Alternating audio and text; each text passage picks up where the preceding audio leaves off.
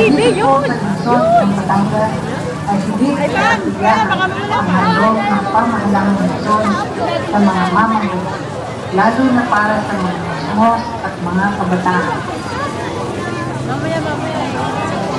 Isang kakaiba at makabagong palabas na nagsasalaysay ng kwento ng pagsilang ng banal na tanggol ang mapapanood nyo sa gabi nito. Ang laki niya, wala akong dalang pa. Sana po ay matutuan nyo at naway sa pamagitan nito ay madama natin ang tunay na diwa ng Pasko, ang pagmamahalan at pag-ibigay. Maligaya pong panonood. At damin natin ang saya ng Pasko dito sa lungsod ng Batangas. Papa. Ganda ng bayang-bayang. Bayang! Bibig na ina, bayang! Wala na, Pasko na!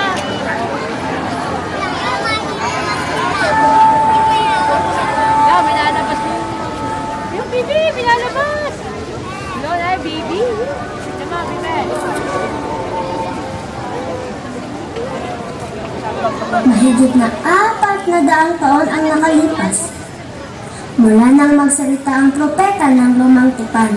Bawat isa ay umaasam sa pagdating ng Mesiyas, ang hari ng Israel.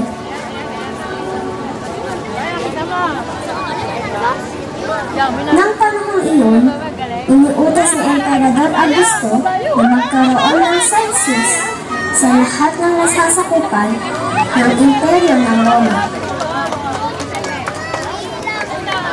Kailangan natin umuwi sa Bethlehem upang magpatala. Subalit ako'y nangangamba. Kabuhanan mo na. Huwag kang mag-alala. Ang Diyos ang gagabay sa atin.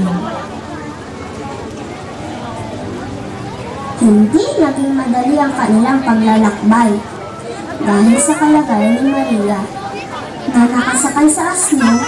Napilitan silang huwag magmadali upang di matagtag ng husto ang bata sa sinapupunan niya.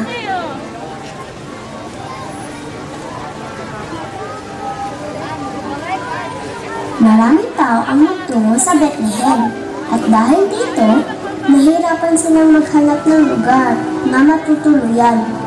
Lahat ng bahay panuluyan ay puno!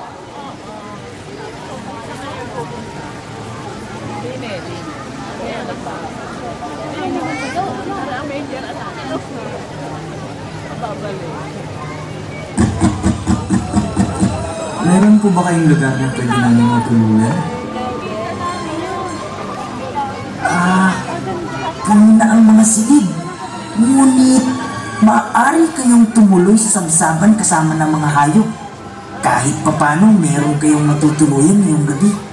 Maraming salamat po.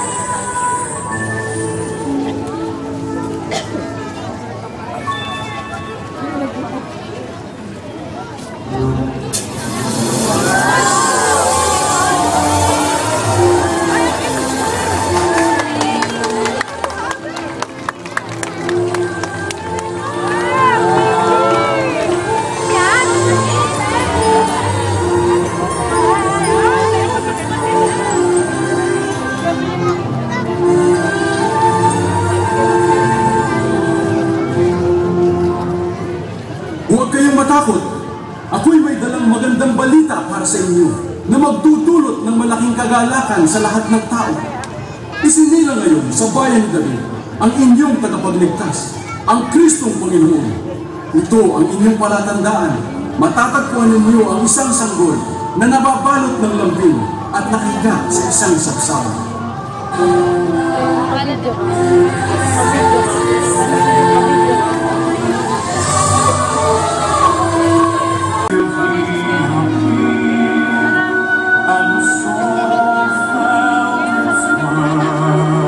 Fiesta kasi.